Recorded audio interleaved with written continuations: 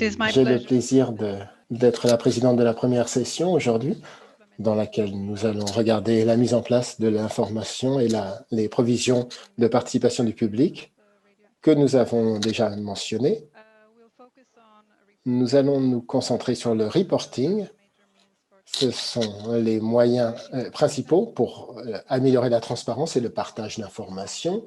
Et je suis impatiente également d'entendre les opinions des différentes parties prenantes sur le sujet. Et je pense que ce sera une session intéressante. Donc, nous avons 5 présentations qui nous attendent. Et je vais commencer avec mon collègue Gianfranco Brunetti, qui va nous présenter l'implémentation de la directive de gestion des déchets dans l'Union européenne, basée sur le deuxième rapport de la Commission, qui a été basé sur le cycle de reporting par les États membres en 2018. Et nous avons publié en décembre 2020. Et Gianfranco a parlé des résultats de ce rapport. Aussi, j'aimerais lui donner la parole.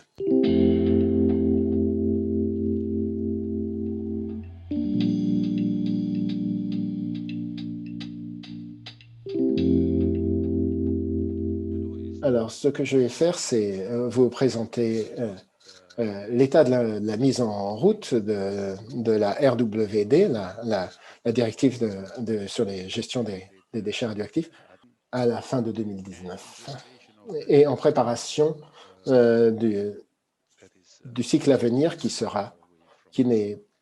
qui aura lieu bientôt. Il n'est pas trop loin de nous, donc c'est le bon moment aujourd'hui d'en parler et de se préparer. Alors, la directive aura 10 ans en août.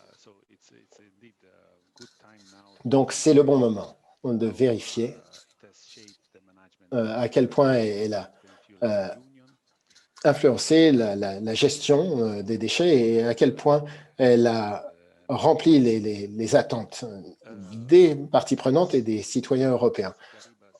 Comme M. Gariba l'a souligné dans son introduction, cette directive est unique. C'est une législation contraignante régionale unique qui assure la sécurité nucléaire sous le traité Euratom.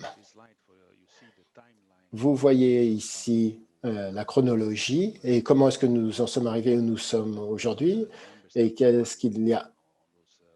ont été les points qui ont aligné tous les États membres sur cet axe légal, surtout l'accident Fukushima qui a été mentionné et qui a eu une influence. La directive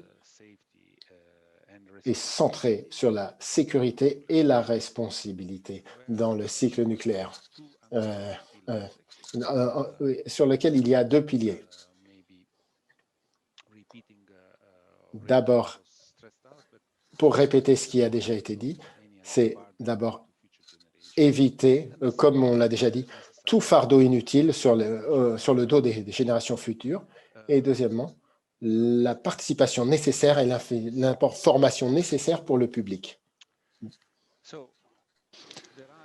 Alors, il y a dans la directive des principes pour gérer de manière responsable et sécuriser les déchets qui répondent aux différents problèmes qui ont été identifiés. Alors, il y a le principe de minimisation des déchets qui requiert l'application de mesures et il y a toute une série d'options préférées qui doivent être prises en amont et répondent aux politiques pour un processus durable. Et nous avons constaté qu'il y a beaucoup d'enseignements que nous avons pu tirer grâce aux activités de la Commission. Le deuxième principe est également très important, c'est de s'assurer que l'on vérifie que toutes les étapes soient bien suivies. Il est essentiel que le processus soit géré de bout en bout afin d'avoir la sécurité maximum. Et il faut qu'il y ait une transparence, une clarité. Sinon, ce processus ne va pas se dérouler de manière fluide. Donc, il faut vraiment prêter attention à tous les aspects. Un troisième principe concerne la sécurité passive à long terme. Notre aspect clé de la gestion des déchets. Il faut s'assurer que ce soit au niveau long terme et la sécurité ne peut pas être limitée uniquement à des aspects actifs.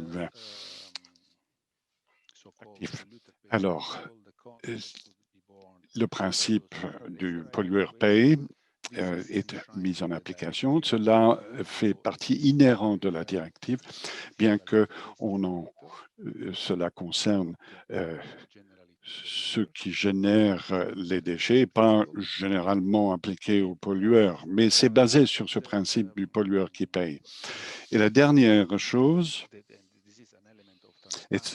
et ceci concerne, là il s'agit de transparence, c'est un processus qui est basé sur les preuves et des décisions documentées. C'est une partie très importante des cadres au niveau national, c'est que toute décision doit être prise selon une procédure très claire et très bien établie. Voici les principes qui font partie inhérente de la directive et c'est aux États membres. La directive établit les principes et les rend les inscrits dans la loi, mais les différents États doivent mettre en application ces principes précisés par la directive dans le cadre de leur loi, de leur législation. Et donc, il y a des éléments de mise en application qui dépendent des différents États et c'est notre travail de s'assurer comment ces directives et ces principes sont mis en application. Concernant le deuxième rapport qui date d'il y a 2 ans déjà, alors, ce rapport était basé sur 28 rapports nationaux selon l'article 14 de la directive. Et bien entendu, à l'avenir, nous aurons un peu moins de rapports. Et le rapport, grâce à ce format de suivi, cela fournit à tout citoyen une information sur les quantités de déchets radioactifs et comment elles sont gérées. Et cela fournit une mesure quantitative ou un suivi quantitatif de la question de gestion des déchets. Alors, les États membres ont des systèmes de classification des déchets qui diffèrent parce qu'ils ont pris leur origine par le passé en fonction de leurs besoins et leur situation, contexte nationaux respectifs. Mais néanmoins, nous avons pu, au niveau de la Commission, nous avons pu agréger toutes les informations pour avoir une vue d'ensemble de la situation en utilisant les normes et EIA pour les déchets nucléaires. En utilisant ce système, il est possible de quantifier 3,5 millions de mètres cubes de déchets à catégorie basse, très basse, qui doivent être donc gérés. Et c'est quelque chose qui est déjà mis en application dans un nombre d'États. Et en fait, d'après les données que la Commission a pu fournir, il a été démontré que 79% de cette quantité a été déclarée comme a été gérée à la fin de 2016. Nous verrons au prochain signe qu'il y a eu des progrès en la matière. Pour le reste de ces déchets, j'aimerais citer la directive. Il est accepté de manière générale au niveau technique que les dépôts géologiques sont profondes, sont considérés comme une méthode sûre. Mais ceci, pour l'instant, c'est où nous en sommes. Et nous voyons les différents programmes au niveau national se dirigent dans cette direction. Un nouvel élément important dans le deuxième rapport, par rapport à l'ancien rapport, a démontré ou a présenté les premières améliorations dans la qualité des points ou des rapports des États membres. C'est là pour la première fois, ce rapport donne des projections jusqu'à 2030. Et c'est une exigence importante dans la directive. C'est que nous devons voir, comme je le disais tout à l'heure, nous devons avoir vraiment une vue d'ensemble de bout en bout sur tout le cycle de vie. Et il faut projeter vers l'avenir et ça se préparer pour l'avenir. Donc, d'avoir ces projections, ces prévisions, c'est très important pour savoir si ces politiques ou ces programmes au niveau national sont bien, tiennent bien le cap.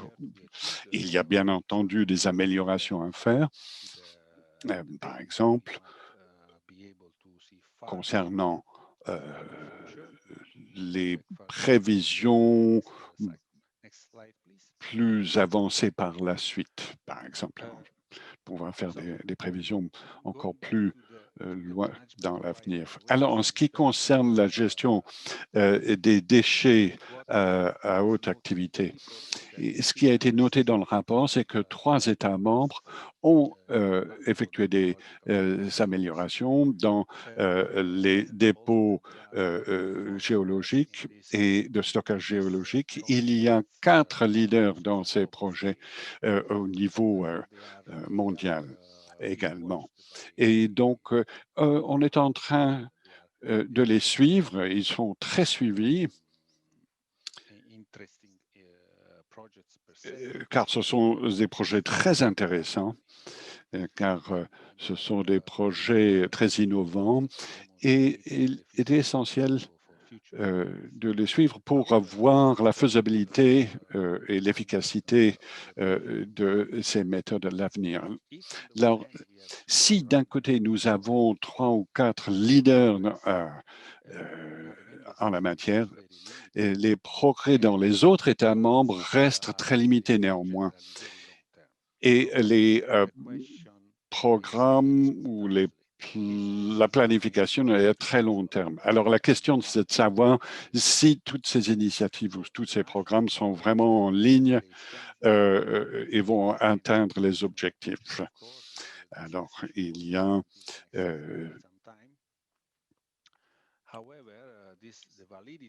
la validité de cette approche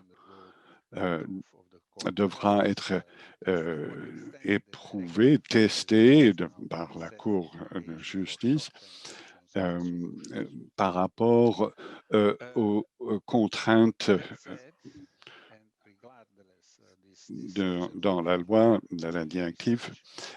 Donc, nous avons besoin de faire des recherches, faire de la recherche et de développement dans ces domaines et cela fera le lien avec des séances à l'avenir. Mais comme vous pouvez le constater dans la deuxième figure, il y a pas beaucoup de sites de recherche, d'études de recherche dédiés pour le dépôt des déchets à haute activité. Et c'est quelque chose qu'il faut donc sur lequel il faut travailler beaucoup plus à l'avenir. Alors, la transparence, un sujet essentiel, un de nos sujets phares pour cette conférence. Comme cela a été dit en 2019, la Commission n'avait pas trouvé de dysfonctionnement en matière de transposition et la mise en application de la directive en ce qui concerne la transparence et les contraintes en la matière, surtout concernant l'article 10 de la directive. Il y a un certain nombre d'approches, mais le rapport n'a pas pointé de dysfonctionnement ou de problèmes notables. Néanmoins, nous devons insister sur le fait que la transparence est également liée à beaucoup d'autres provisions dans la directive, dispositions de la directive. Et nous n'avons pas vu de solution particulièrement brillante en regardant les indices de mesure de la performance. Nous pensons que les indices clés de performance sont essentiels afin de pouvoir mesurer la transparence. Très souvent, il y a simplement un suivi par un certain nombre d'étapes ou de rapports jalons, mais il n'y a pas vraiment d'indices permettant de mesurer la performance en matière de transparence.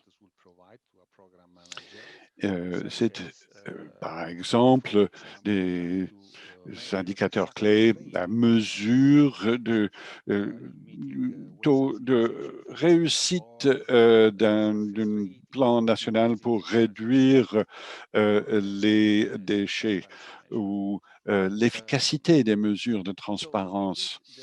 Et le manque de ces indicateurs clés est quelque chose qui fait qui manque. Et c'est essentiellement important pour les personnes qui dirigent ces programmes de s'assurer qu'il y a un mécanisme de contrôle beaucoup plus contraignant, beaucoup plus efficace pour s'assurer qu'on atteigne les objectifs. Un autre domaine dans lequel nous constatons qui est lié de très près à la transparence. C'est un point d'attention qui a été pointé dans le rapport, c'est l'évaluation des coûts des programmes, différents programmes nationaux, et qui demeurent encore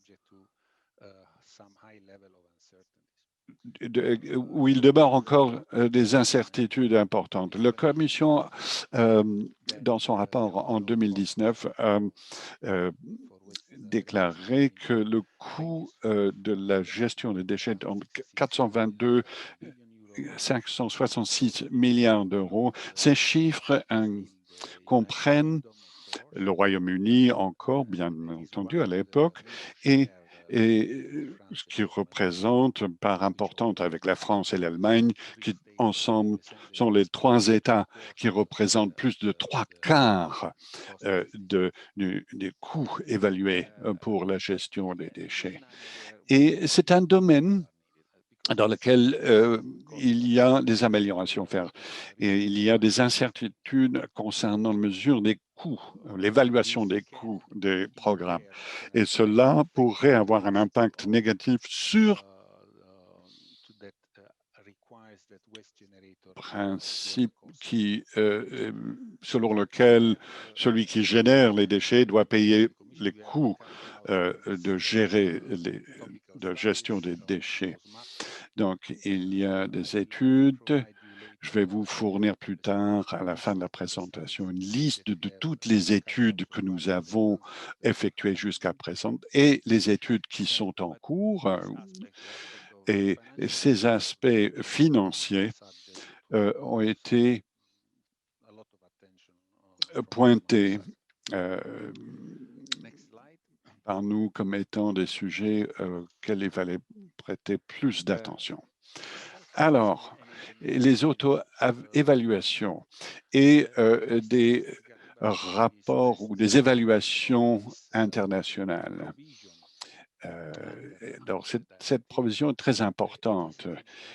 C'est encore une fois une occasion importante afin de pouvoir nous assurer d'une plus grande transparence dans la gestion des déchets par les États membres.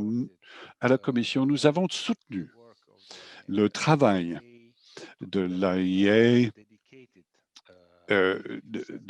d'avoir un système de revue des pairs dédié en la matière, car cela devait être mis sur pied afin de pouvoir fournir des outils aux États membres pour qu'ils puissent être en conformité avec la directive. Et comme vous pouvez voir, selon le calendrier ici, il y a eu un certain nombre de revues faites par de peer reviews. Il y en a eu 8.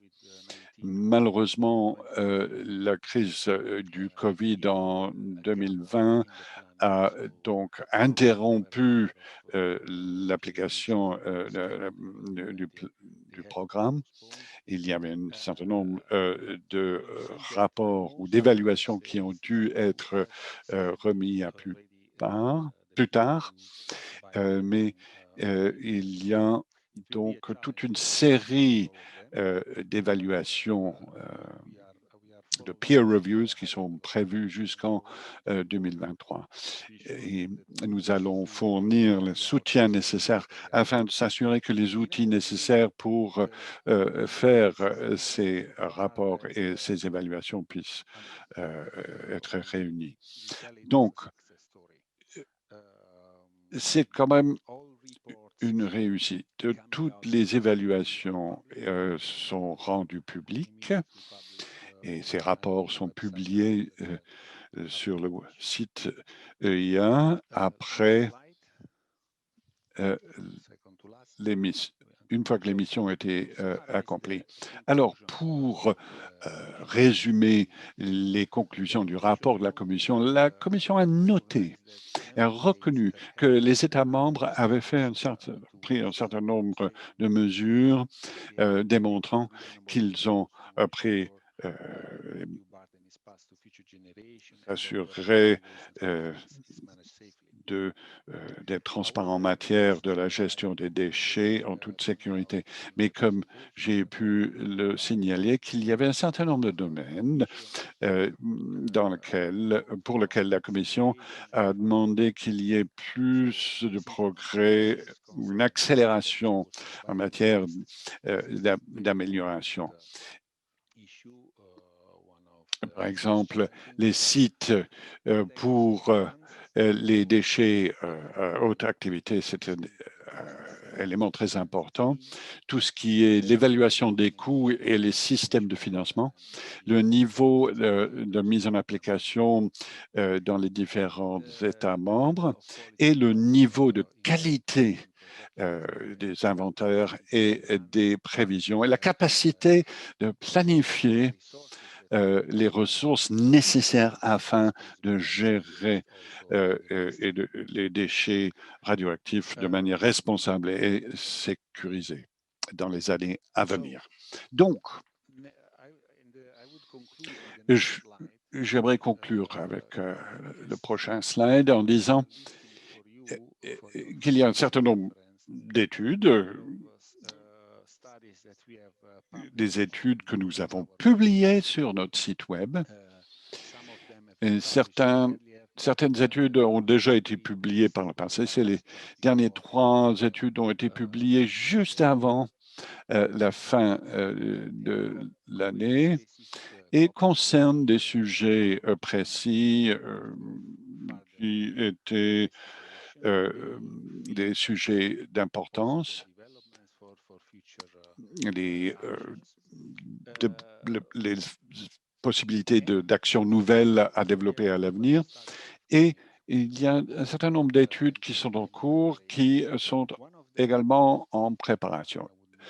Une de ces études concerne les indicateurs de performance clés. C'est une étude qui cherche à comprendre comment cela a été mis en application dans les différents programmes des États membres. Et nous allons vraiment étudier ces résultats car nous avons identifié les besoins d'amélioration dans ce domaine. Une autre étude concerne une étude sur la classification ou les systèmes, dispositifs de classification des différents types de déchets. Les États membres ont leur propre système ou dispositif de classification qui sont conformes aux exigences de la directive. Mais ce que nous aimerions, c'est de voir quelles seraient les possibilités afin de pouvoir interpréter de manière ou d'avoir un langage commun ou une interprétation standardisée. Et j'aimerais conclure maintenant et je suis disponible si vous avez des questions. Merci beaucoup, Gianfranco. Notre prochaine présentation sera faite par deux intervenants.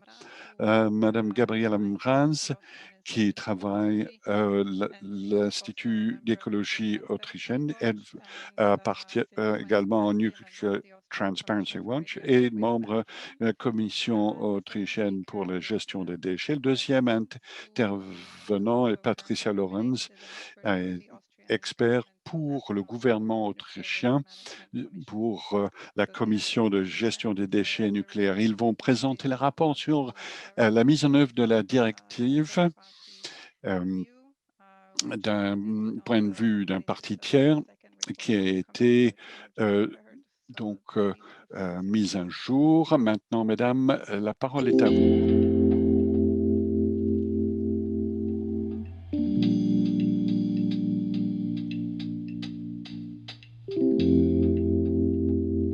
Nous avons décidé que je ferai l'intervention et Patricia Lawrence répondra aux questions tout à l'heure.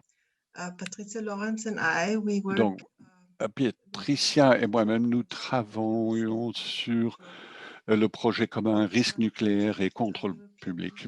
Dans le cadre du projet commun avec les ONG et les institutions de recherche européennes qui coopèrent depuis 2003,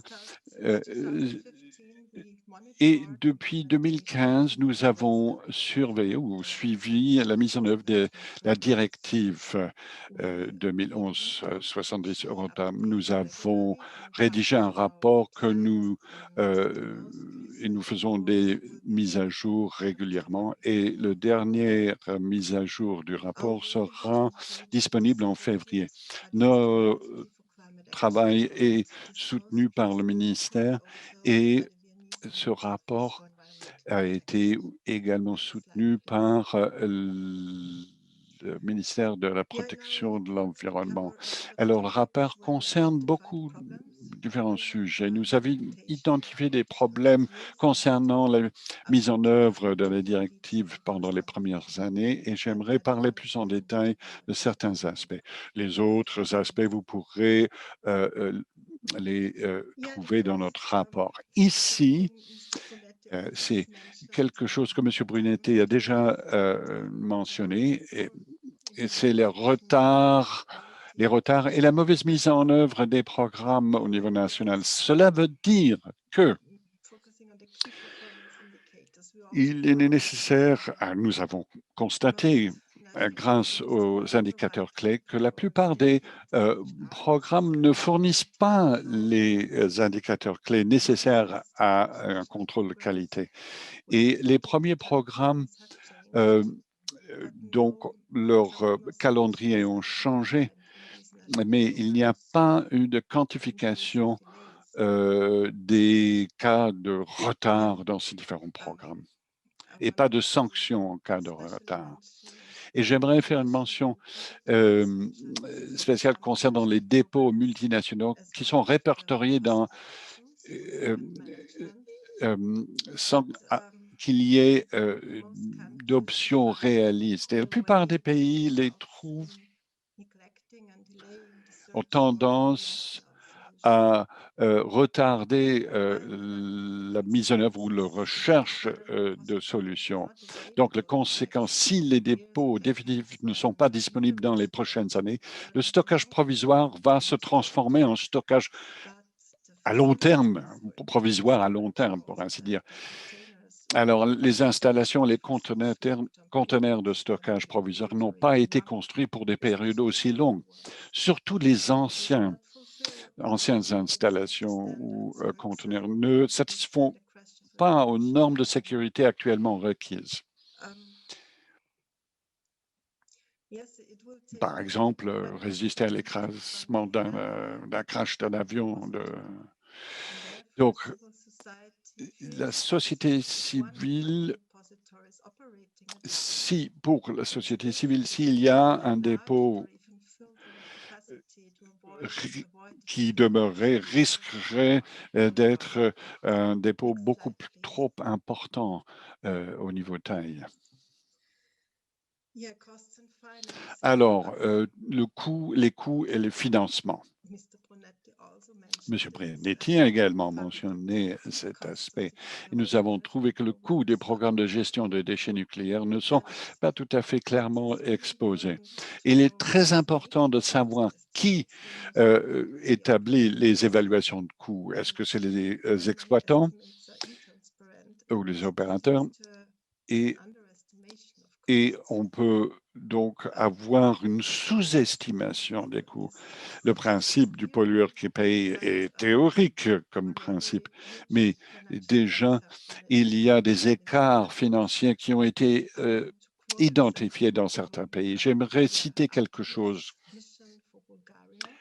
concernant Artemis à partir de 2018 en Bulgarie. Une recommandation était le gouvernement devrait veiller à ce que des dispositions financières soient prises pour le stockage géologique. Cette recommandation a été faite parce que l'équipe d'examen PER a été informée que le coût du stockage géologique n'était pas inclus dans les activités couvertes par les fonds RAW.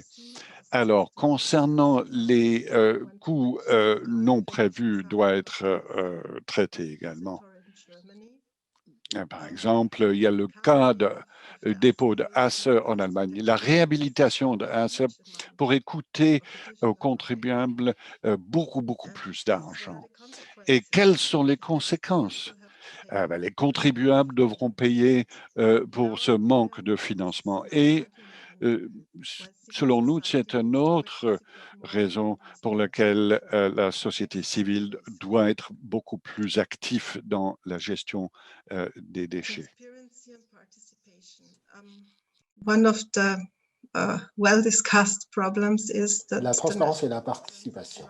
Un des problèmes identifiés, c'est que les programmes nationaux n'ont pas été sujets d'une évaluation stratégique, une SEA. Bien sûr, il est prévenu que les évaluations d'impact sur l'environnement, les EIE, ne sont pas suffisants pour une participation efficace et ne sont pas suffisants pour faire une évaluation d'impact. Au niveau de la participation, la participation n'est pas prévue dans les étapes suivantes en ce qui concerne la gestion des déchets, l'élimination des déchets. Par exemple, lors des revues de sécurité. Lorsqu'on se focalise sur la sécurité passive pour la phase post-fermeture, ce n'est pas une garantie pour la sécurité à long terme. La décision de savoir si les droits de veto seront établis ou pas, cette décision est reculée en ce qui concerne les politiques de gestion des déchets. Quelles en sont les conséquences? Alors, s'il n'y a pas de SEA, d'études, alors les impacts environnementaux ne sont pas évalués comme il faut et Lorsque le stockage provisoire devient un stockage à long terme, il n'est pas certain qu'il y aura une évaluation d'impact sur l'environnement, ou s'il n'y en aura pas. Donc, sans confiance et sans communication visible, aucun programme national n'aura l'acceptation nécessaire par la société civile. Et les ressources doivent être rendues disponibles pour soutenir la participation de la société civile. Et il est nécessaire également qu'un concept qui est important pour la société civile, que cette société civile est importante, il faut notamment voir qu'il y a des concepts de suivi avec rotation. L'inventaire, voir la suite, et la minimisation des déchets futurs. Nous avons identifié des problèmes, qui est que tous les types de déchets radioactifs ne sont pas couverts par la directive, notamment les militaires, les normes, et les dépôts historiques, comme par exemple les barils rouillés qui ont été éliminés dans la mer lorsque c'était encore légal. On ne sait pas pendant combien de temps les programmes nucléaires vont être maintenus en vie et on ne sait pas combien de déchets supplémentaires vont donc être produits.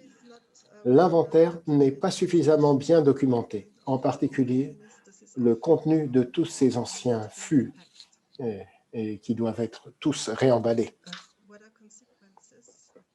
Quelles sont les conséquences, à part une des parties de certains éléments de la société civile insiste sur une date fixée pour éliminer le nucléaire avant de s'engager sur des discussions sur un site final de dépôt.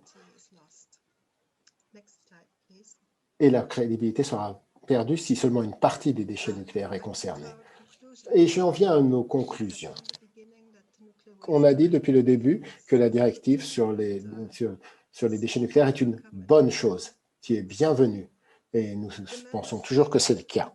Les États membres n'ont pas suffisamment mis en œuvre cette directive.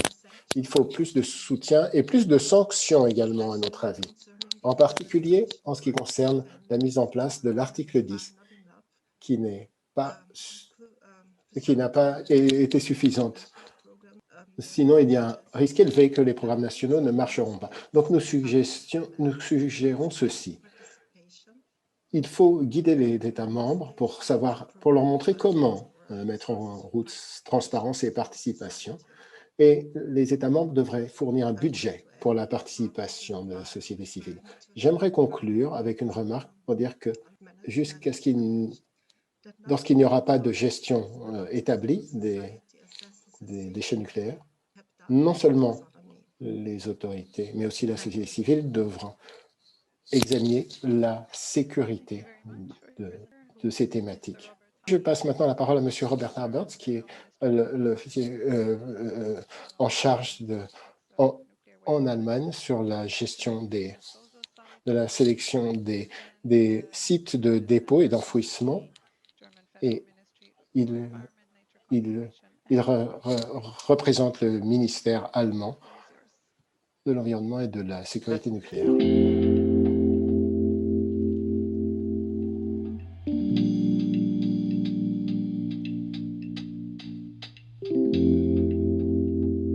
Je suis ravi de partager avec vous le point de vue allemand sur la mise en route de la directive Euratom et la participation. Je suis Robert Habertz, comme mentionné, et je travaille pour le ministère fédéral allemand depuis 2017. Alors, un élément central de la directive Euratom 2017, c'est le programme national. Dans notre cas, le programme consiste en 5 rapports. Le rapport qui chapeaute le tout décrit la politique générale de la gestion des déchets en Allemagne. Et il est soutenu par 4 rapports qui sont remis à jour régulièrement. D'abord, il y a le rapport de la Convention jointe. Ensuite, le rapport sur la mise en place de la directive 2011-70 Euratom. Puis l'inventaire des déchets nucléaires radioactifs. Et enfin, et non le moindre, un rapport sur les coûts et le financement de la gestion. des déchets en Allemagne. Comme nous l'avons mentionné, le document national qui chapeaute le tout contient la stratégie résumée pour gérer les combustibles usés et les déchets radioactifs. Après avoir soumis cela à la Commission, il a été amendé en 2017 sur la base des conclusions de la Commission sur le stockage des matériaux radioactifs de haut niveau de 2014 à 2016. Il n'y a pas eu besoin de changement au programme national après ce SEA. Et ce SEA a été mené avec une participation du public que je vais détailler. Tous les acteurs responsables de la gestion des déchets en Allemagne doivent suivre le programme national et doivent le prendre en considération. C'est un programme préparé par le ministère fédéral pour l'environnement, la nature et la conservation et la sécurité nucléaire. Toutes les informations sont publiques et disponibles, y compris les sites, les inventaires et les estimations de coûts.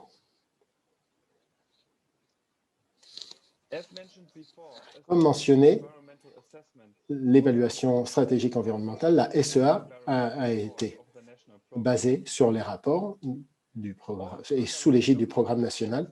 Tous les documents et toutes les déclarations ont été publiées.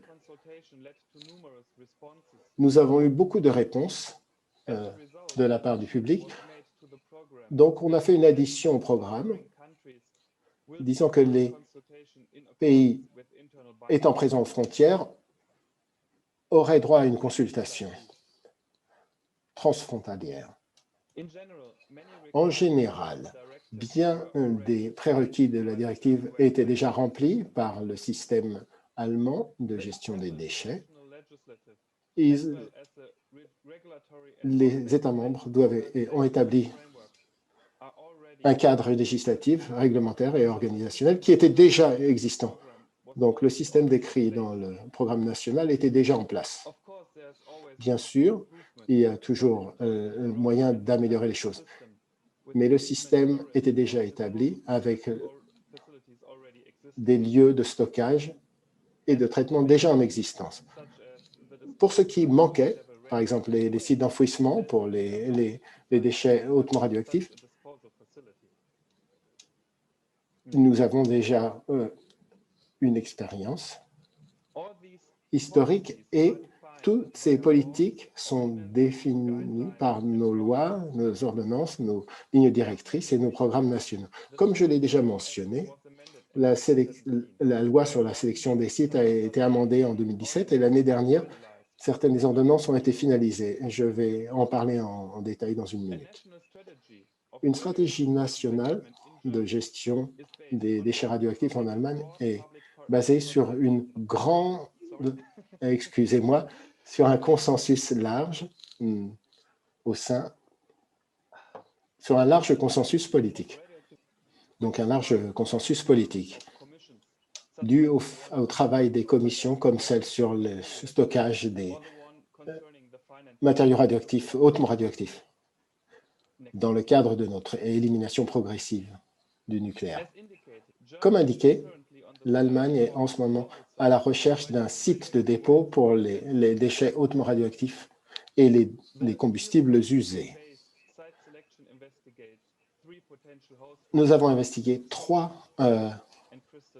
rochers possibles, le sel, les roches cristallines et nous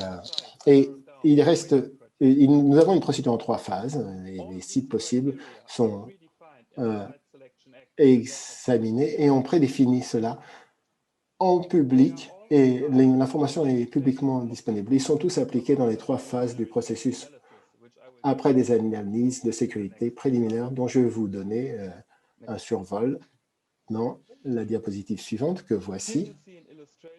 Ici, vous voyez l'illustration de la façon dont on sélectionne les sites dans la première des 3 phases, dans laquelle sur laquelle l'Allemagne travaille en ce moment, toutes les données existantes sur la géologie et évaluées en une seule place. Alors, il y a des régions sur cette base pour la façon dont on sélectionne sous la loi fédérale les sites. L'analyse et les critères sont appliqués afin de sélectionner au moins 2 sites pour les explorations souterraines, toujours sous l'égide de la loi fédérale. Et dans la troisième phase, la dernière application des critères et des analyses de sécurité va mener à la proposition d'un site qui sera décidé sous la loi fédérale après une large participation du public. Diapositive suivante. Comme vous pouvez voir, l'analyse préliminaire joue un rôle important et un rôle clé dans la sélection du site d'enfouissement. C'est pourquoi les ordonnances correspondantes, en ce qui concerne les prérequis pour cette analyse et la sécurité, en ce qui concerne les déchets hautement radioactifs, sont soumis à une participation large du public. Après un symposium de 2 jours qui a été filmé, documenté et publié, il y a eu un site web pour les commentaires et les informations et les vidéos qui ont été mis en ligne, ainsi que la possibilité d'enregistrer des commentaires. Diapositive suivante. Les 2 ordonnances sont basées l'une sur l'autre. La première détermine les conditions pour fournir une licence pour ouvrir un site. Il faut contenir les déchets pendant 1 million d'années de manière robuste dans un système géologique pour les radionucléides. Ensuite, le système d'élimination, on évalue si un site potentiel peut remplir ces prérequis, ces exigences, basées sur les données géologiques et scientifiques. Avec une connaissance croissante de la situation géologique, l'analyse de sécurité va pouvoir entrer plus dans le détail et fournir des affirmations plus fiables. Aussi, dans la première phase, il y aura des analyses de sécurité représentantes et préliminaires, comme on le voit sur cette petite carte. Ensuite, les sociétés iront plus en détail il y a une lettre de présentation sur laquelle nous viendrons, donc je ne vais pas entrer dans le détail moi-même. Et dans une phase 2, après l'exploration au niveau du sol, on examinera les sites restants, les sites potentiels restants, et finalement, dans la troisième et dernière phase, il y aura des analyses détaillées avant de prendre la décision du site d'enfouissement. Sur la diapositive suivante. Durant tout le processus, il y aura une grande participation, vaste participation du public. Il y a plusieurs organismes de participation à tous les niveaux régionaux, comme les conférences régionales jusqu'au niveau national, comme le National Civil Society Board, dont nous avons des représentants aujourd'hui, ici. Il y aura une conférence qui commencera en février sur le sujet. Un programme complexe, aussi complexe que celui basé sur la directive 2017-70 Euratom, doit être évalué et optimisé. Afin de faire cela, en 2019, l'Allemagne a organisé la mission Artemis, qui a connu le succès. On a établi le cadre réglementaire pour les combustibles usés et améliorer les bonnes pratiques. Naturellement, il y a eu des suggestions et 3 recommandations qui ont été analysées en profondeur. Un plan d'action respecté a été créé pour mettre en route les changements appropriés jusqu'à la mission suivante qui va prendre le relais. Puisque l'Allemagne a suivi la mission IRRS en même temps qu'Artemis, nous avons espéré des synergies. La mission IRRS a couvert tous les aspects de sécurité nucléaire, alors qu'Artemis, c'était sur la gestion des déchets. C'est important parce que, mais malheureusement, nous n'avons pas eu de synergie. Mais toutefois, nous pensons que ça peut être utile d'avoir ces deux missions et les mener séparément. Diapositive suivante. J'aimerais conclure avec un regard sur les développements à venir sur le programme national. Jusqu'ici, il n'y avait pas de changement dans les politiques sur l'implémentation du programme national. Notre plan, c'est de les évaluer au plus tard en 2025. D'ici là, toutes les centrales nucléaires seront éteintes en Allemagne et seront fermées, ce qui nous donnera l'opportunité d'identifier quels étaient les points faibles et les erreurs de conception. Et avec cela, je conclus. Il ne me reste plus qu'à vous remercier.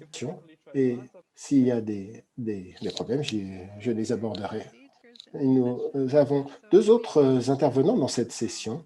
Nous avons déjà eu la vue de Grande-Bretagne. Passons maintenant au Danemark avec M. Christopher Brix-Bertelsen, qui est un conseiller senior pour la haute éducation et la science. Et en 2016, il a été le meneur de l'agence sur la gestion et des politiques de gestion des déchets en Danemark de la part du ministère danois. Vous avez la parole.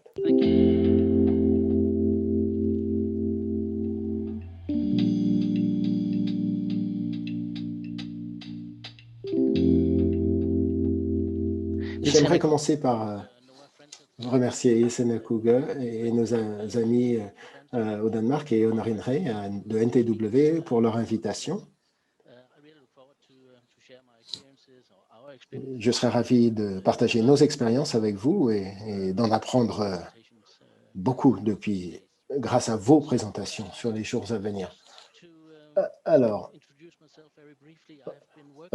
j'ai travaillé, je me présente brièvement, sur la transparence et l'implication des parties prenantes depuis 5 ans. Et pas tant l'année dernière, parce que j'ai été aussi actif sur le coronavirus au sein de notre ministère. Donc, il y a eu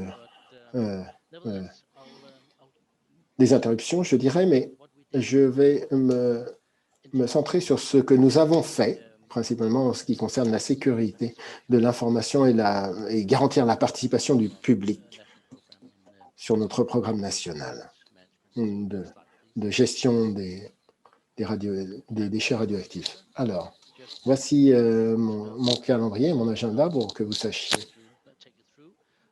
ce dont je vais parler.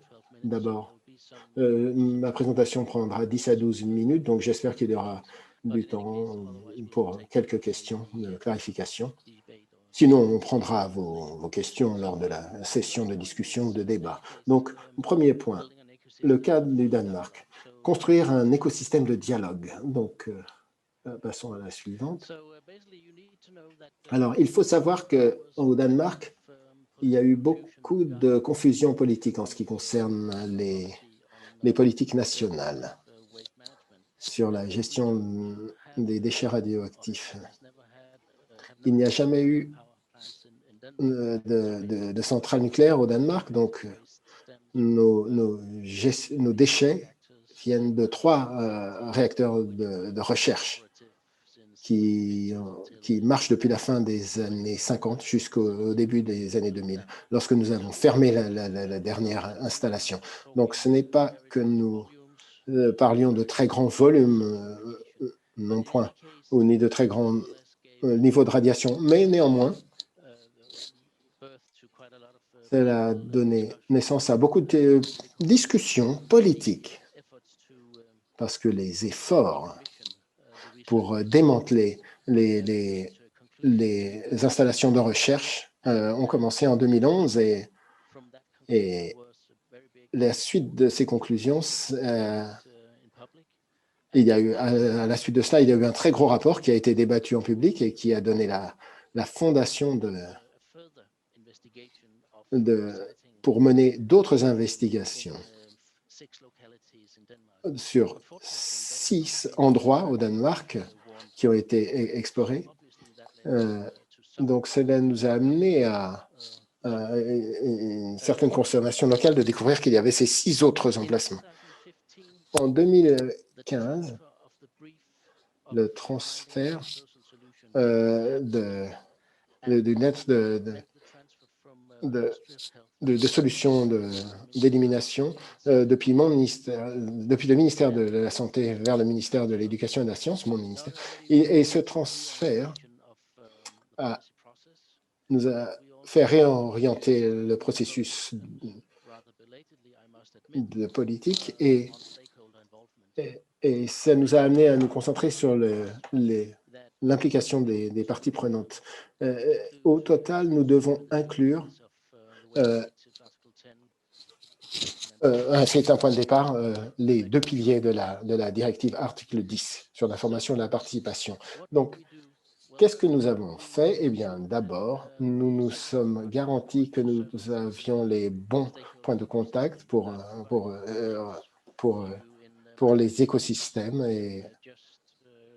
et vous pourrez cliquer sur les liens lorsque vous recevrez ma présentation pour avoir plus de détails. Donc, je ne vais pas entrer dans le détail sur les parties prenantes dans les écosystèmes. Et le deuxième point, c'est qu'on a établi des points d'accès d'information et des sources. Et c'est très important parce qu'à ce moment-là, c'était en 2016, en début 2016, il y avait en fait beaucoup de sources sur l'exploration des différentes façons de gérer nos déchets radioactifs au Danemark et trouver une façon de décrire les sites d'enfouissement, les sites d'élimination. Donc, il y a beaucoup de rapports et de recherches et d'évaluations, etc., qui nous sont disponibles et nous essayons d'établir et de maintenir un accès total à toutes ces sources.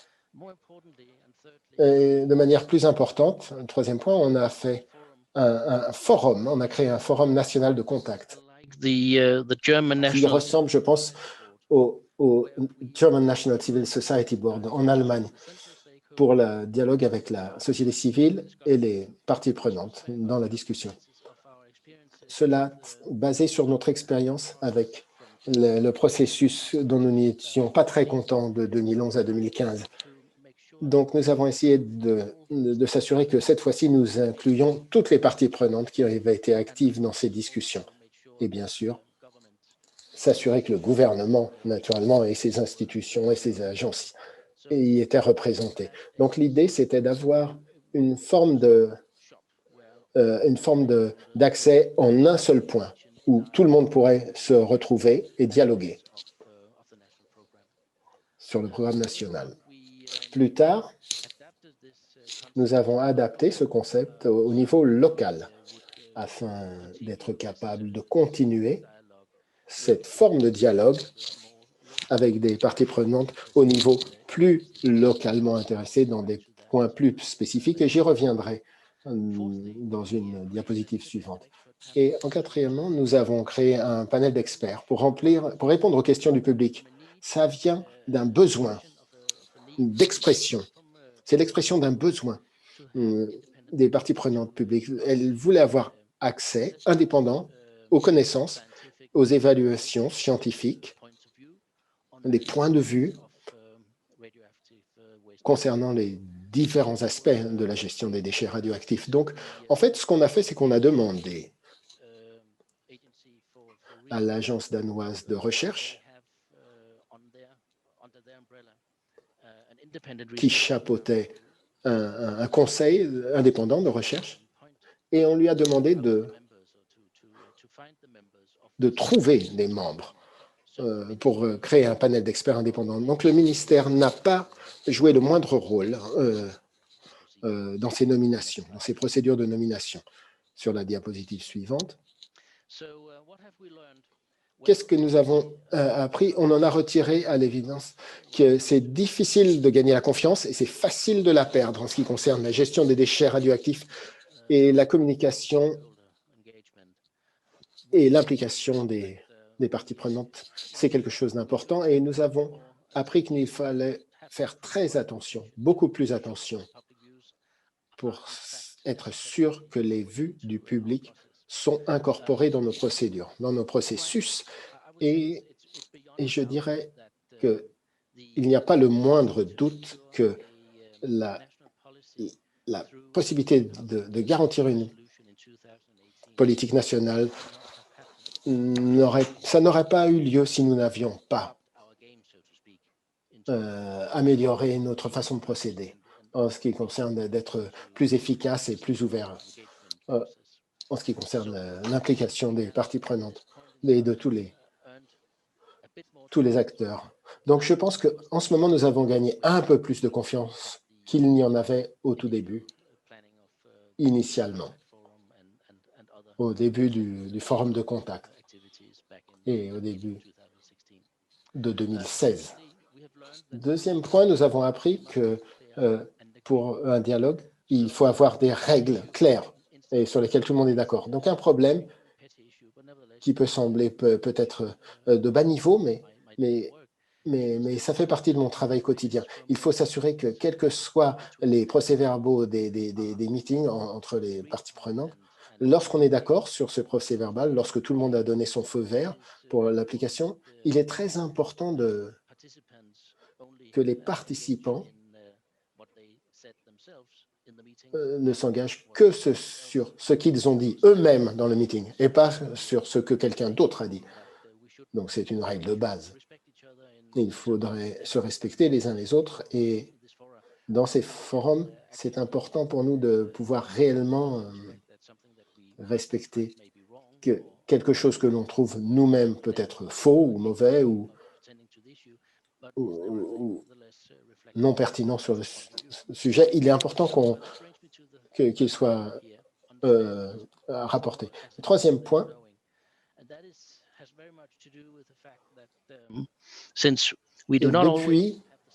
puisque nous n'avons pas toujours la même connaissance, nous tous, nous les participants dans ces dialogues, nous n'avons pas tous le même niveau de connaissance. Et donc, il est crucial que nous comprenions sur ce que veulent dire nos partenaires dans le dialogue. Donc, nous avons passé beaucoup de temps à établir une plateforme pour que cette compréhension soit complète. Et, en conséquence de cela, obtenir le respect mutuel qui est indispensable pour qu'un dialogue soit efficace. Et, à nouveau, cela m'amène au quatrième point ici, qui est que nous vivons dans une ère de faits alternatifs, dans une ère où il y a plus ou moins on peut dire que lorsqu'il y a une discussion publique, un peu tout peut être devenu acceptable dans cette nouvelle période. C'est un des faits de la vie qu'il faut accepter. Et si on veut pouvoir le gérer, il faut apprendre des simples possibilités qu'il y ait des émotions et des soucis, des inquiétudes. Ce sont des choses qui sont une source de données importante et première à prendre en compte dans un dialogue. Et il faut prendre ces émotions et ces inquiétudes très au sérieux et prendre en compte autant de points de vue que nécessaire et voir que, bien sûr, nous avons besoin de prendre une décision au bout d'un moment, naturellement, sur la façon de choisir un site d'enfouissement, etc. Mais tant que nous pouvons continuer à essayer de trouver un accord commun, alors nous aurons la possibilité d'aboutir, peut-être pas à un consensus, mais au moins un consensus sur là où nous en sommes dans notre désaccord, qui est aussi quelque chose d'important. Nous sommes sur le point de démarrer ou nous embarquer dans une stratégie de communication. Nous attendons un rapport concernant les études géologiques au Danemark et au Groenland, il y aura un rapport qui nous permettrait de chercher d'autres sites potentiels pour le stockage de déchets. Et nous sommes en train de démarrer les campagnes de communication pour faciliter ce dialogue. Nous allons le faire avec nos parties prenantes, conjointement, et nous voulons démarrer un dialogue pas seulement sur le processus de sélection de sites, mais aussi comment nous communiquons, quelle est la communication la plus efficace concernant ce processus de définition de sites.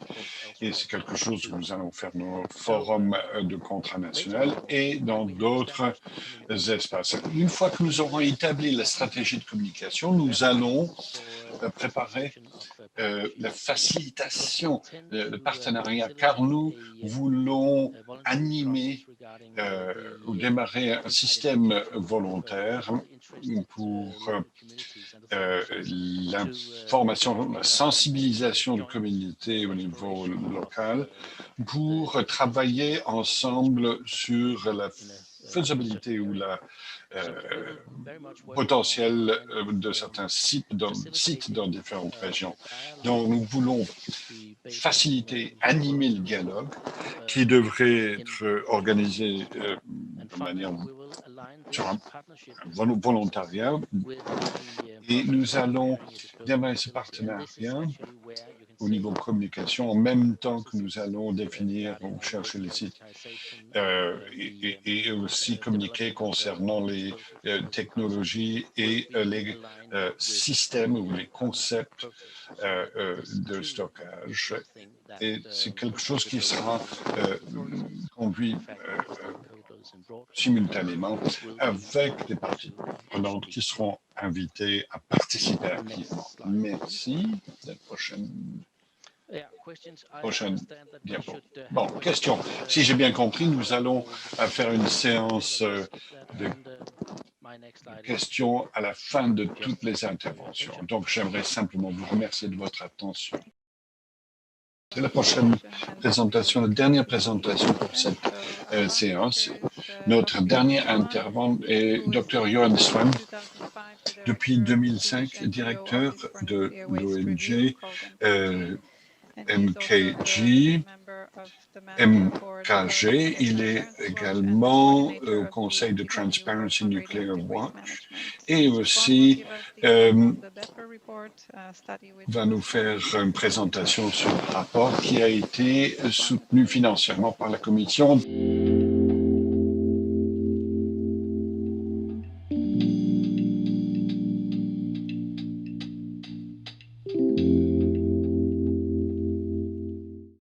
Je vais faire une présentation que nous appelons le rapport BEPER, ANTW. Et l'objectif, c'était de parler de la mise en application de l'amélioration de la transparence selon la directive. Je travaille en Suède et je vais présenter également concernant une table ronde suédoise qui traite de questions plus spécifiquement au niveau national en Suède. Bon, vous donnez le cadre. NTW a été fondé en 2012 et a commencé ses activités en 2013. Vous savez que la directive a été mise en application en 2011. Les premiers rapports nationaux ont été présentés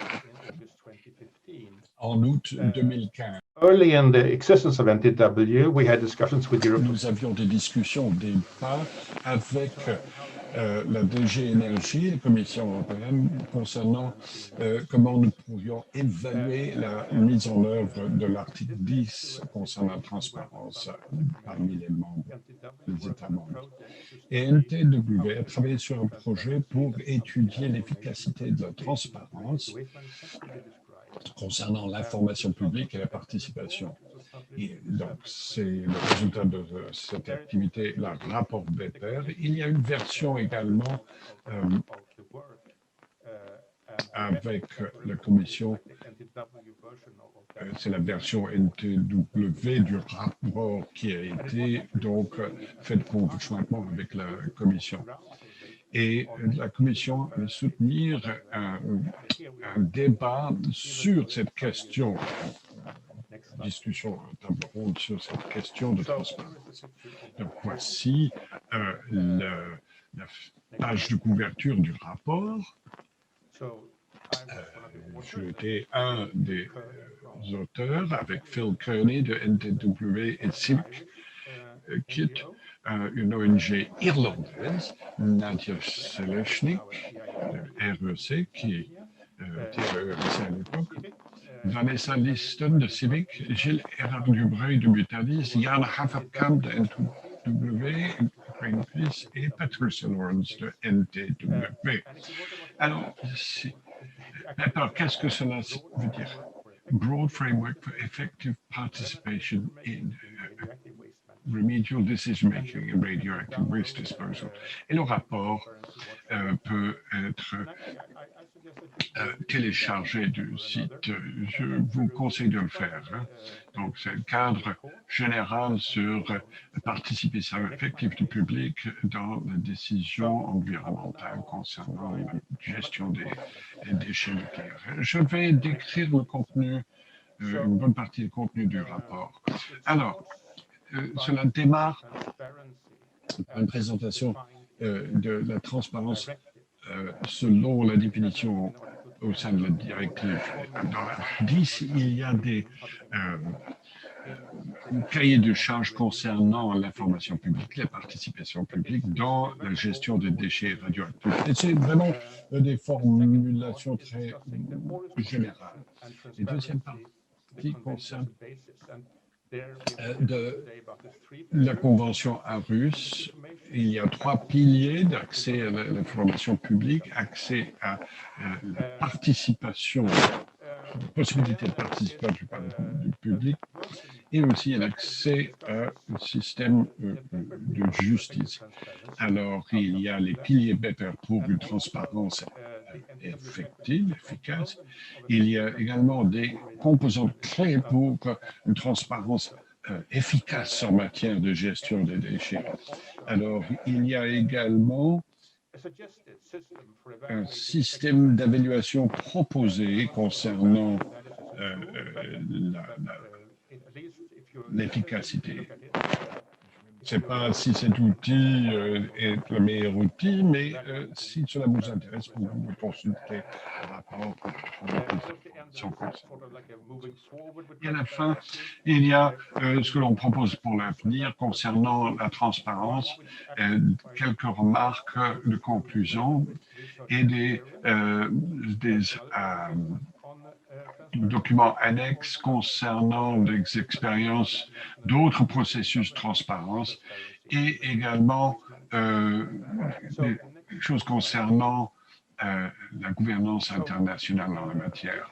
Alors, les piliers sont de rapport Beper sont basés sur les piliers de la Convention Aarhus. Accès à une information de communication, un accès à participation et consultation du public et un accès efficace à la justice et un processus de prise de décision et également un accès aux ressources. Les différentes parties prenantes doivent avoir les ressources nécessaires pour s'assurer d'une transparence effective, efficace. Alors, vous avez les composantes clés ici, et il faut se rendre compte que le rapport présente ces différents aspects de manière plus détaillée. Je n'ai pas le temps ici de vous donner plus d'informations ou plus de détails. Mais les principes sont de développer confiance au niveau social, de parler des questions d'une manière multigénérationnelle, parler des aspects temporels, parler des risques, mais aussi le processus de prise de décision au long terme. Et la mise en œuvre également est au long terme. Donc, cela doit être pris en compte dans un système de transparence. Et également des questions, traiter les questions de risque et de sécurité et comment cela est traité, comment cela est perçu par le public et comment changer le point de vue ou le point de vue du public concernant ces sujets sensibles de sécurité. Alors également de pouvoir comprendre ces aspects dans les discussions concernant l'énergie, les perspectives en matière d'énergie, et de traiter des problèmes de stockage ou de gestion des déchets dans les politiques d'énergie. Comment créer des espaces de dialogue et de confiance? Comment démystifier ou démocratiser ces sujets et avoir une plus grande ouverture dans la manière dont sont débattues ces questions? Parce que souvent, les débats ou les réflexions ont lieu en huis clos. Comment donc avoir plus d'ouverture, des nouveaux processus de prise de décision, de pouvoir travailler vraiment en amont et s'assurer d'avoir une approche beaucoup plus délibérative. La question l'échange d'informations au niveau horizontal et transverse.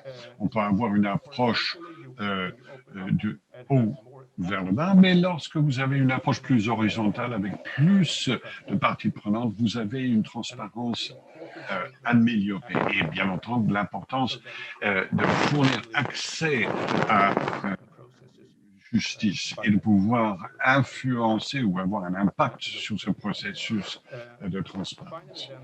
Et il y a l'innovation en matière de ressources et l'évaluation de la transparence et des ressources. Il est important que la société civile locale et les ONG doivent avoir les ressources nécessaires pour participer et de pouvoir avoir leurs propres experts ou leurs propres conseils et expertise, de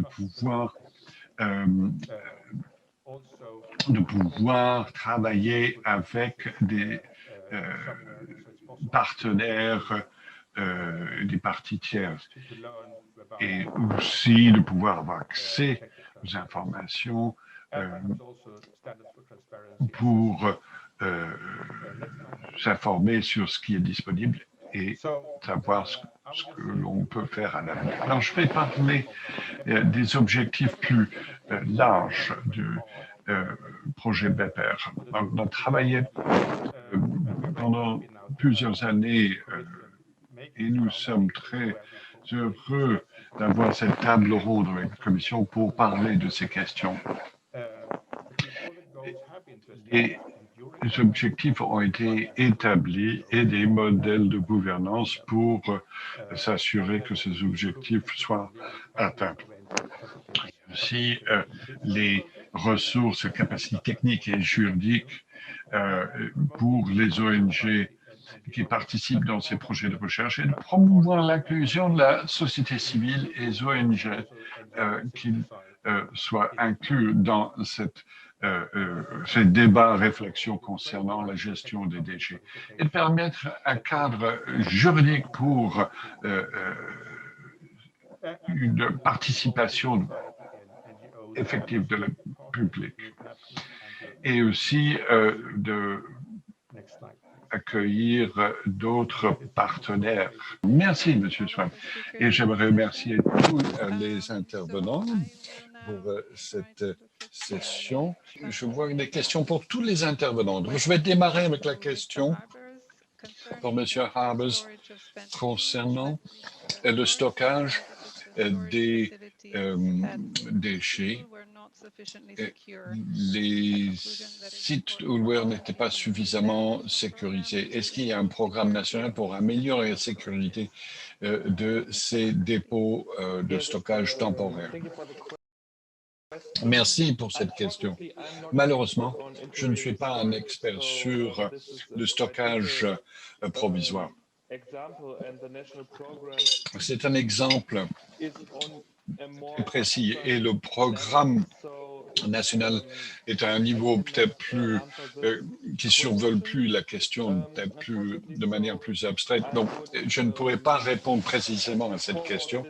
Donc, je vais transférer cette question à mes collègues qui sont responsables de ce domaine et je pourrais vous fournir une réponse écrite après la session. Je suis désolé, je ne suis pas suffisamment expert pour répondre à cette question très détaillée. Nous en reviendrons après la conférence. Ça vous convient, Johan? Oui. Si j'ai bien compris, il y aura une liste de toutes les questions qui ne seront pas répondues et je pourrai répondre par la suite. Alors, on a une question pour Gianfranco Brunetti. Quelle est votre réponse concernant les évaluations de gestion des déchets? Il y a des problèmes pour les générations futures et il y aura de plus en plus de déchets à gérer. Quelle serait votre réponse à cette question? D'après ce que j'ai compris, c'est que les principes sont précisés ici. Et les déchets à haute activité sont dangereux pendant des périodes très longues, même indéfiniment. Mais j'aimerais insister sur un point important. 28 États membres se sont mis d'accord de manière unanime sur ces principes et les ont inclus dans la directive. Et le principe est, c'est peut-être perçu comme pas réaliste, mais il s'agit d'agir et de ne pas attendre de savoir ce qui va se passer. C'est un principe important. Sinon, la charge sera toujours présente, enfin, le problème sera toujours présent et ne sera pas géré. Et donc, c'est un principe moral en tant que citoyen.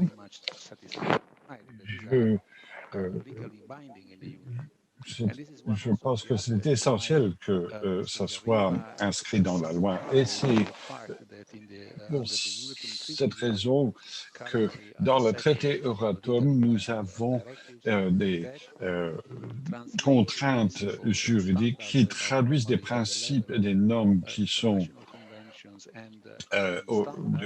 font partie de normes internationales et qui les traduisent dans les lois nationales. C'est l'aspect particulier de cette directive et c'est essentiel.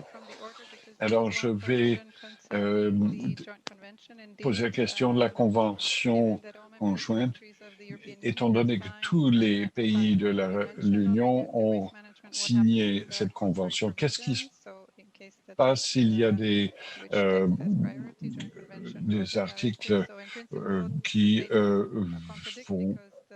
sont en contradiction entre la directive et les différentes lois, enfin, entre la directive et la convention. La différence, c'est que la directive sur les déchets radioactifs a des contraintes selon la loi pour les différents États. Nous avons travaillé avec AIA et le NEA qui exigent que les pays fournissent des rapports pour s'assurer qu'il y ait une harmonisation autant que possible, mais les provisions dans les lois ne peuvent pas se contredire. Les dispositions dans les lois, dans les conventions ne peuvent pas se contredire. Est-ce que vous êtes d'accord de demander au public de participer dans un plan de gestion des déchets s'il y a une quantité finie telle qu'au Danemark par rapport des pays où il y a des programmes nucléaires en cours comme Royaume-Uni, la France, Pologne ou Tchécoslovaquie. Merci pour la question, David. Je pense que c'est une question passionnante. Et il me semble que je suis partiellement en accord avec vous. Mais il y a aussi le défi, à savoir que si vous avez une quantité finie, nous n'avons au Danemark, nous avons d'autres déchets nucléaires qui viennent de l'industrie et du domaine du secteur médical. Donc, on se trouve finalement dans la même situation parce que nous générons encore des déchets, mais dans des quantités moindres. Je pense que cela pourrait avoir un effet inverse. Dans un pays où vous n'avez jamais eu de génération, de production d'énergie nucléaire comme au Danemark, nous n'avons pas eu de recherche depuis 20 ans dans le domaine nucléaire. Ce qui se passe, c'est que les gens oublient. Et les compétences ou la base de compétences risque d'être de se détériorer ou se déliter. Et cela pourrait rendre plus difficile pour un pays comme le Danemark de travailler avec le public sur la transparence parce qu'il faudra redévelopper les connaissances dans une société telle par rapport à une société où vous avez des programmes nucléaires en cours, d'énergie nucléaire en cours. Et il y a des parallèles assez intéressants. Si on regarde les différents sites en Europe qui sont en train d'être planifiés, très souvent ces sites de stockage sont proches des usines, des sites de production d'énergie nucléaire. Et donc, il pourrait y avoir du vrai dans la position contraire. Le plus si vous êtes obligé de traiter ces questions, il est peut-être plus facile pour vous de comprendre l'urgence et l'importance de la question. Mais au Danemark, pendant des années maintenant, l'opinion publique était vraiment... nous n'avons pas de centrales nucléaires. Nous n'avons pas beaucoup de déchets nucléaires. Donc pourquoi devrions-nous... Enfin, on pourrait simplement laisser ces déchets là où ils sont et simplement surveiller un petit peu de l'eau. Bien entendu, c'est une caricature que je vous présente là. Mais c'est un point de vue que certaines personnes adoptent. Alors, la réponse à la question, ce serait, ça dépend, oui, c'est vrai, mais je ne suis pas tout à fait d'accord. Donc, désolé pour cette réponse qui n'est peut-être pas tout à fait satisfaisante. Il y a une question de Céline Parotte pour tous les intervenants, mais qui aussi demande sur les différentes expériences au niveau national entre la classification des différentes sources de déchets. Si vous voulez bien, je garderai cette question pour la prochaine séance qui parle des situations dans les différents pays. Nous avons une question concernant l'étude sur les indicateurs de performance clés. Je vais passer La question à Gianfranco. Pourquoi la non-mise en œuvre de ces indicateurs pourquoi il y avait beaucoup d'États membres qui ont eu des problèmes avec ces indicateurs clés, comme vous l'avez dit, avec le nombre d'infractions dans ce domaine. Et nous nous sommes rendus compte que la meilleure façon de résoudre ce problème, c'est d'identifier là où sont les problèmes.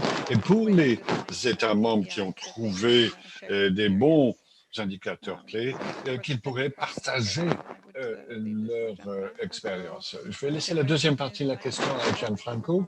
Donc, je pense qu'il y a des indicateurs passeraient par une réduction des déchets pourrait être un indicateur dangereux, mais pas seulement. Est-ce que vous voulez répondre à cela? Yes, indeed. Oui, effectivement, oui. C'est un point important. Et effectivement, lorsqu'on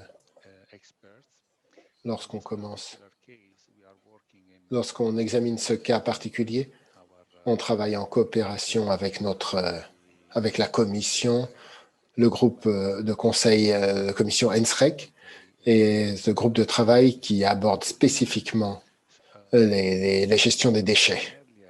Donc, on s'est engagé dans cette direction avant l'apparition de l'étude et on a donné notre soutien à la préparation des spécifications de cette étude et il y aura une implication également lors de l'exécution de l'étude, dans sa réalisation. Donc, il est clair que nous avons plusieurs nous aurons des impacts sur les réglementations de sécurité avec les gens en charge de la réglementation.